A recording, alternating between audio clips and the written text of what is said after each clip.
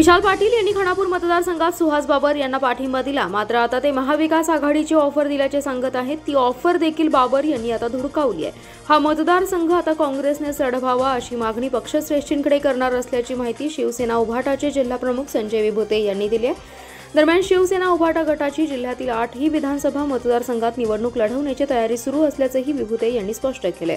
विशाल पाटील यांनी आटपाडी येथे व्यक्त केलेली मत आणि त्यानंतर केलेल्या आरोपाबाबत विभूते बोलत होते।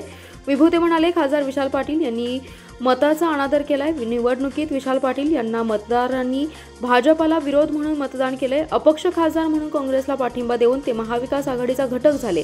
तेच खासदार भाजप सहयोगी असणाऱ्या उमेदवाराला पाठिंबा देतात।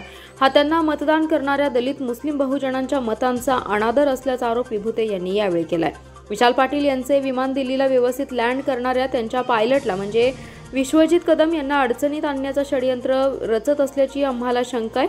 नुकतेच काँग्रेसच्या नेत्या जयश्री पाटील यांनी कोणत्याही परिस्थितीत निवडणूक लढवणार असल्याचं जाहीर केले। मात्र त्यांना काँग्रेस उमेदवारी देईल असं वाटत नाही। त्यांनी शिवसेनेकडून लढावं, आम्ही त्यांची ताकदीने काम करू असंही ते म्हणाले। खानापूर मतदारसंघात सुहास बाबर हे शिंदे गटातून लढणार आहेत। ते भाजपचे सहयोगी आहेत, त्यामुळे विश्वजित कदम आणि विशाल पाटील यांनी त्यांची भूमिका जाहीर करावी। तोपर्यंत आम्ही महाविकास आघाडीच्या सर्व बैठकांवर बहिष्कार घालणार आहोत। तसेच आम्ही 8ही विधानसभा मतदारसंघात तयारी करीत असल्याचा इशाराही त्यांनी यावेळी दिलाय।